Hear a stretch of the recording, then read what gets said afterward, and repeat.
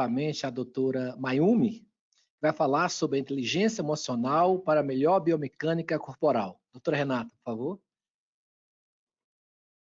Bom dia novamente, um prazer estar aqui mais uma vez para compartilhar o conhecimento com vocês. Então, nós vamos falar agora sobre a inteligência emocional para melhorar a biodinâmica corporal. Hoje muito se fala, né, sobre inteligência emocional e a gente ouve muito por aí, mas o que exatamente significa dizer inteligência emocional? A inteligência emocional, ela nada mais é do que a habilidade que a pessoa ela vai desenvolver para poder lidar com as suas próprias emoções. E dessa forma ela vai poder usufruir em benefício próprio, compreendendo os sentimentos e os comportamentos seu e o do outro. Então, a partir do momento que ela começa a desenvolver essa inteligência emocional, ela passa a ter uma habilidade muito melhor para estar em bem consigo mesmo e também estar de bem com as outras pessoas que as rodeiam.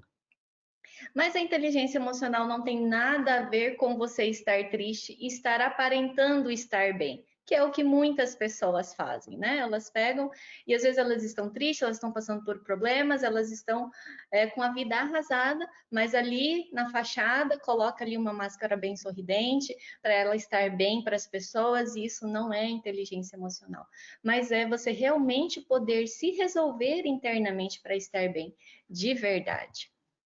E o que a inteligência emocional em si, ela tem a ver com a biomecânica corporal, né? Porque o que isso afeta no nosso corpo, nos nossos movimentos, na nossa postura. Hoje existem várias pesquisas científicas que mostram a ligação que existe entre as emoções e o corpo físico, né? Então, o posicionamento físico, ou seja, a nossa postura, ela vai refletir num estado mental, ou vice-versa, né? O nosso estado mental, ela vai gerar uma determinada postura também, até porque não tem como nós separarmos o nosso corpo físico das emoções, né? Então, o conjunto disso, né, não se define por cada parte, mas muito pelo contrário, as duas coisas, elas funcionam em conjuntura. Tem uma psicóloga, inclusive ela tem um livro muito interessante que chama, em português, chama O Poder da Presença, e Amy Cuddy, ela é pesquisadora, palestrante e professora da Harvard Business, e ela, nesse livro, ela fala muito sobre a transformação que a mente pode trazer através da mudança do comportamento. Então, aqui ela não está falando sobre como você se sente, como a sua postura vai ficar, mas como você controlar aquilo que está na sua mente de acordo com o controle postural, né? E essa técnica, ela ajuda a superar os momentos mais difíceis das pessoas, né? E está cientificamente comprovado que manter a postura de poder, que eu vou mostrar daqui a pouco o que é essa postura de poder, ela aumenta a autoconfiança da pessoa, ela garante que a pessoa fique mais tranquila e ela se conecte melhor com as pessoas. E ela também fala que num estado calmo, num estado seguro, onde a pessoa está bem autoconfiante, é possível a pessoa ser mais autêntica, é possível ela ser ela mesma, é possível ela mostrar o potencial real que ela tem e marcar presença, exibir a competência que ela tem, e mesmo que isso seja em situações desafiadoras para ela. Então, ela diz que ao nós alterarmos as emoções, né, nós estimulamos a produção de certos hormônios, e lógico que os hormônios dependem da postura que nós adotamos, e isso altera também a nossa postura e vice-versa. Então, vou deixar aqui uma tiragenzinha bem bacana do Snoopy, né, do Peanuts. Ele fala, o Charlie Brown fala, esta é a minha postura de deprimido, né? E quando você está deprimido, o jeito que você fica faz muita diferença. A pior coisa que você pode fazer é ficar ereto e levantar a cabeça, porque aí você começa a melhorar.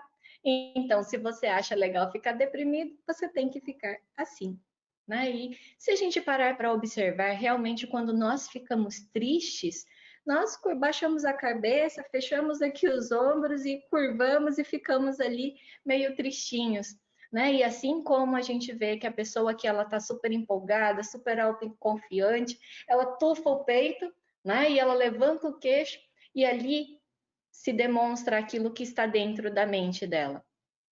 E a doutora Amy, ela fala que você manter essa postura, né, que é a postura dos super-heróis, a postura da Mulher Maravilha, a postura do poder, né? Isso traz para você a autoconfiança. Então, trazendo isso para o assunto desse simpósio que é o esporte, os atletas, por menor que eles sejam, ao invés de simplesmente estarem sentados no banco, levantarem e irem para o jogo, é importante eles adotarem essa postura de autoconfiança, essa postura de poder, porque isso gera hormônios dentro do nosso corpo. E não só essa postura de poder, mas como a postura de vitória, a postura de luta. Isso faz com que as pessoas elas desenvolvam dentro de si uma emoção, uma vontade de ganhar, uma garra, uma força, uma emoção muito mais forte para ir para a luta do que se ela estiver simplesmente sentada ali esperando a hora chegar, levantar e ir lá jogar. Então, todo o preparo emocional é muito importante e ela pode sim começar pela nossa postura. Não sei se vocês já ouviram falar ou já conhecem, mas eu acho brilhante as pesquisas do Dr. Nicolaus Troje. Ele é o professor e também ele trabalha muito na parte de pesquisas no Canadá, no Departamento de Biologia. E ele tem inúmeras publicações científicas sobre o movimento humano. Ele vai falar também sobre a forma da marcha humana, né? E também a diferença entre o sexo masculino com o sexo feminino, a diferença de mobilidades, a diferença, a distinção de acordo com a sociedade, o tipo, né, da sociedade que a pessoa vive. E ele tem um demozinho dentro do site dele que chama Biomotion Lab. E nesse demozinho, ele fez uma pesquisa com várias pessoas, onde ele colocou esses marcadores para verificar como as pessoas fazem as caminhadas. E aqui eu quero mostrar para vocês as opções que ele colocou aqui. Então, o demozinho dele funciona dessa maneira. E aqui a gente tem, né, na primeira linha, ali em cima, nós temos o sexo. Vou colocar aqui em linha para vocês poderem observar melhor, né? Então, temos a cabeça, o ombro. Então, aqui nós temos o sexo, né, feminino e masculino, a diferença entre os pesos que a pessoa tem, e aqui é onde eu vou mostrar. Então, de acordo com a pessoa estar nervosa, ou ela estar relaxada, ou ela estar feliz e ela estar triste. Mas vamos começar aqui pelo nervosismo.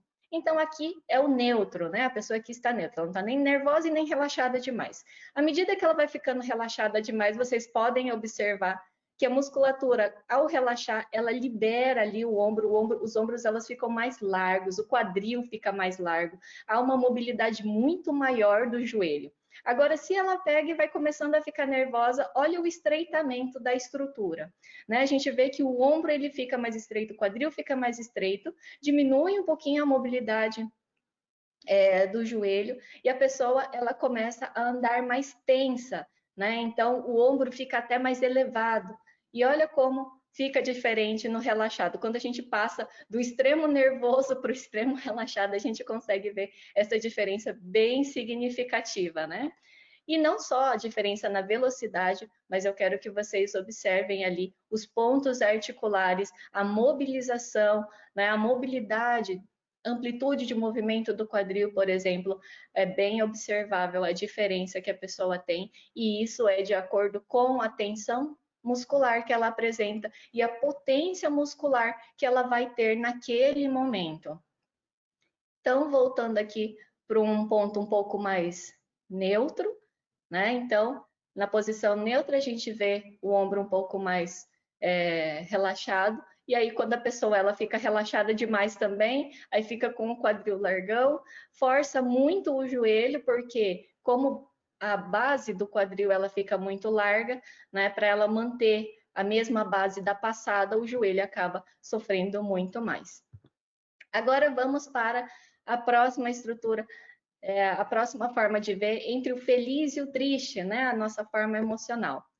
Então, eu vou fazer o seguinte, para ficar mais fácil de visualizar, eu vou rotacionar aqui a imagem, virando de lado, vai ficar muito mais fácil de nós vermos essa diferença entre o feliz e o triste. Então, aqui a gente tem uma pessoa neutra, né, andando relativamente bem, ereta, e agora vamos colocar ela triste. A gente vê que a cabeça ela fica anteriorizada, os ombros eles ficam mais curvados para frente. E quando ela fica feliz, só de ver a gente está percebendo que o bonequinho está bem autoconfiante, né?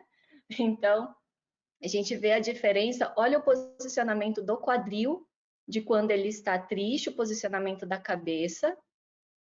E aí agora, quando a gente começa a trazer ele para o feliz, a gente vê que melhora inclusive a mobilidade do quadril, o posicionamento dos ombros e o posicionamento da cabeça. Ela fica bem diferente, né? A pessoa anda muito mais ereta. Então imagina uma pessoa tentando jogar tênis triste desse jeito, com essa pequena amplitude de movimento, imagine ela feliz dessa forma, jogando o tênis. Então, a gente vê como as emoções, ela muda completamente a biomecânica corporal e faz com que a pessoa, ela desenvolva o esporte que ela está fazendo de uma maneira diferente. Se eu tivesse um clube, Deus me livre, se todos os jogadores andassem desse jeito que está agora, todo mundo triste, cabisbaixo, com amplitude de movimento pequena, com uma má vontade de jogar que a gente vê de longe, né? E diferente de quem já entra no campo, né, animado, já quem entra no campo autoconfiante, a gente percebe, inclusive, na postura e na atitude da pessoa. A base do modelo cognitivo, então, ela funciona dessa maneira. Os nossos pensamentos, eles ativam as nossas emoções. Essas emoções, elas vão produzir um determinado comportamento, e esse comportamento, ele vai reforçar os pensamentos. Então, quando a gente se comporta de uma maneira, nós temos um determinado resultado. A gente age, existe uma ação, existe uma reação. E através dessa reação, normalmente, nós confirmamos aquilo que nós estávamos pensando. Até porque nós fazemos de tudo, inclusive nos sabotamos para que as nossas crenças elas sejam reais para nós, né? Então, nós pensamos, esse pensamento gera uma emoção, essa emoção vai produzir um comportamento, esse comportamento vai reforçar o pensamento que a pessoa tem e isso vira um ciclo. E como é muito difícil a gente controlar os pensamentos, mandar nos pensamentos, ou nós controlarmos nossas emoções, dentro desse ciclo, a área onde é mais fácil de nós controlarmos é o nosso comportamento. E por isso que podem ser feitos exercícios, atividades posturais de ativação de recursos que aquela pessoa tenha durante a atividade física ou durante qualquer coisa que você queira fazer. Por isso é tão importante a gente se movimentar, porque o movimento ela muda completamente a nossa mente. E quando nós mudamos a nossa mente, nós mudamos completamente a nossa vida. Aqui fica, mais uma vez, as minhas redes sociais. No YouTube, no Instagram, no Facebook, eu sempre posto vídeos falando sobre isso. E eu espero que tenha sido proveitoso para vocês. E muito obrigada. Mayumi, nós que agradecemos, muito enriquecedor as suas conferências. Tem muitas pessoas comentando aqui, dando parabéns pela excelência das suas conferências. Doutor Francisco, doutora Bruna, e o doutor Francisco faz uma pergunta que eu achei extremamente interessante, parabéns pela palestra. Ele falou que é muito comum atender no consultório crianças que têm desvio de postura e tristeza. Como lidar com esse problema? É importante, nesse caso, lógico, fazer um acompanhamento. Se existe algum problema mais sério, é importante que faça junto com um atendimento com um psicólogo. No entanto, pode ser feita atividades corporais, né? Não são exatamente atividades físicas ou exercícios físicos, mas podem ser feitas atividades corporais que fazem essa ativação de recursos, né? Então, são exercícios, atividades que a pessoa faz através de algumas posturas, né?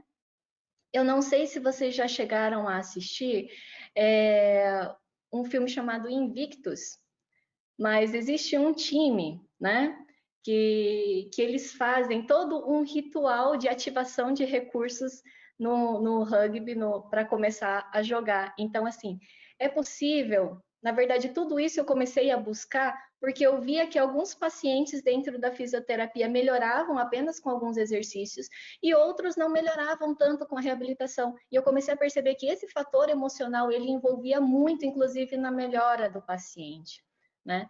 E quando a gente começou a fazer essa ativação de recursos antes do tratamento, a gente vê que a disposição ela aumenta, a autoconfiança ela aumenta e isso faz com que a pessoa ela possa ter um resultado muito melhor em tudo que ela for fazer naquele momento.